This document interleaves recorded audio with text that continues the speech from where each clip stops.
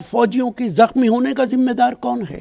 आपको क्या हक है कि आप कि उन्होंने कहा था कि सेलिब्रेट करने की कोई वजह नहीं है, क्या कहेंगे सर इस पर? देखिए, मेरा ये बयान 24-25 साल पुराना है, जो हर साल भारतीय जनता पार्टी का कोई ना कोई नेता निकाल के लाता है और हर साल मैं इसे क्लैरिफाई करता हूँ। मेरा कहना है, कारगिल के अंदर हमारी फौज ने शानदार काम किया। फौज काबिल तारीफ है। पूरे देश को ये हक हासिल है कि वो इसका जश्न मनाए, विजय मनाए, लेकिन भारतीय जनता पार्टी को कोई हक नहीं है कि कारगिल का विजय दिवस मनाए। बीजेपी की सरकार थी, बीजेपी का प्रधानमंत्री लाहौर के अंदर डिनर कर रहा था और पाकिस्तान की फौज कारगिल के अंदर घुसी बैठी थी। सरकार को यह भी नहीं मालूम था कि पाकिस्तान हमारे घर में घुस आया है। एक लद्दाख का गडरिया, ताशी जिसका नाम था, उसने ये इत्तला दी, इंटेलिजेंस ने इत्तला नहीं दी, भारत सरकार की किसी एजेंसी ने इत्तला नहीं दी। एक गडरिये ने इत्तला दी ताशी ने सरकार को कि ऐसा ऐसा हो रहा है हमारी धरती पर। तब कारगिल हुआ है, तब हमारे 545 फौजी मारे गए हैं, हमारे 1500 फौजी जख्मी हुए हैं। कौन है इसके लिए जिम्मेदार? अगर हमारी सरकार को पहले से मालूम होता, हमारी सरकार आंखें खुली बैठी होती, सरकार की इंटेलिजेंस काम कर रही होती, तो हमारे 545 फौजी नहीं मारे गए। बीजेपी को तो ये जवाब देना पड़ेगा कि हमारे फौजी मरने के जिम्मेदार कौन है, उनकी शहादत का जिम्मेदार कौन है, 1500 फौजियों के जख्मी होने का जिम्मेदार कौन है। आपको क्या हक है कि आप विजय दिवस मनाएं? विजय दिवस हम मना सकते, देश मना सकता है, बीजेपी नहीं मना सकती है। और फिर मैं बीजेपी के नेताओं से यह भी पूछता हूं, अटल जी की सरकार ने उस वक्त एक कमेटी बनाई थी, उस कमेटी का चेयरमैन मौजूदा फॉरेन मिनिस्टर के फादर मिस्टर सुब्रमण्यम स्वामी थे। उनकी रिपोर्ट भी पढ़ लो कि उन्होंने सरकार से क्या क्या कहा था कि आपकी क्या क्या कमियां। राशिद अल्वी के अलावा मौजूदा फॉरेन मिनिस्टर के फादर की रिपोर्ट पढ़ो कि उन्होंने आपकी सरकार के ऊपर क्या क्या कमियां निकाली थी और क्या क्या रिकमेंडेशन दी थी। तो जिस बात पे बीजेपी को शर्मिंदा होना चाहिए, उस पे हम पे इल्ज़ाम लगा रहे हो। ये कह रहे हैं कि आप ये भी कह रहे हैं कि ये बीजेपी का युद्ध था। बिल्कुल नहीं, मैंने जो बयान दिया है यही उस वक्त भी दिया था।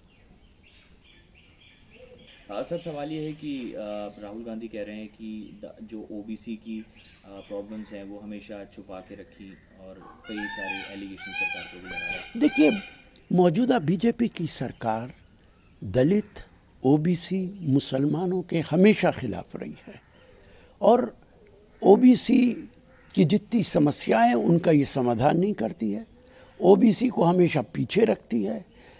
ओबीसी कास्ट सेंसस अब ऐलान किया है लेकिन उसकी मुखालफत करती रही है, रिजर्वेशन की मुखालफत करती रही है। पिछले बिहार के चुनाव से पहले आरएसएस के मुखिया ने रिजर्वेशन की मुखालफत की थी, उसके बाद यू टर्न लिया था। तो देश को ये अच्छी तरह मालूम है कि इस सरकार का ओबीसी, दलित और मुसलमानों से कोई वास्ता नहीं है।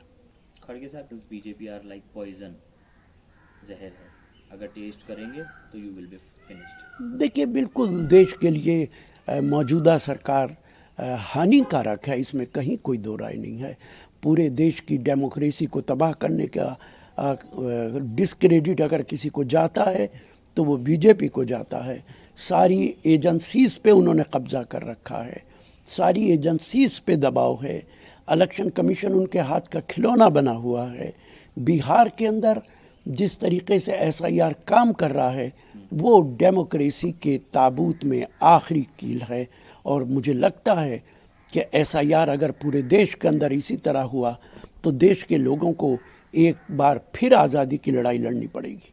सर इलेक्शन कमीशन, वही मेरा अगला सवाल, ने ये बोला है कि करीब 7.25 करोड़ जो बिहार के वोटर्स हैं, उनको फेथ है, विश्वास है एसआईआर प्रोसेस पर। हालांकि पार्लियामेंट में जो चल रहा है आप देख रहे हैं। इलेक्शन कमीशन को कैसे पता कि उन लोगों को विश्वास है?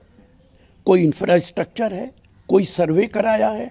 दिल्ली में बैठ के कोई भी बयान दे दोगे कि 1.25 करोड़ लोगों को उनके ऊपर भरोसा है। अगर 1.25 करोड़ लोगों को भरोसा है तो फिर अपोजिशन पार्टी एजिटेशन करके क्या नतीजा निकालेगी? आप बिहार के अंदर आपके अधिकारीगण नाजायज तौर पे वोटर लिस्ट में उन लोगों के वोट बना रहे हैं बगैर उनके दस्तखत के, जाली दस्तखतों से, जिनको बीजेपी चाहती है, और जिनको नहीं चाहती उनके वोट काटे जा रहे हैं। उसमें मुसलमान भी हैं, उसमें ओबीसी भी हैं, उसके अंदर दलित भी हैं।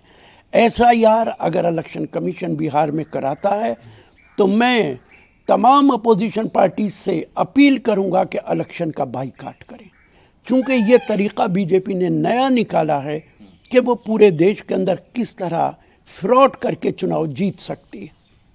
सर इसके अलावा ऑपोजिट कई सारे इश्यूज पर पार्लियामेंट में चर्चा हो, तो ऑपरेशन सिंदूर हो गया, एसआईआर इशू हो गया। किरण रिजिजू कह रहे हैं कि सभी इशू इकट्ठे डिस्कस नहीं हो सकते, हम पहले ऑपरेशन सिंदूर पर डिबेट करें। 16 घंटे इसमें जिस तरह से टाइम रखा गया है।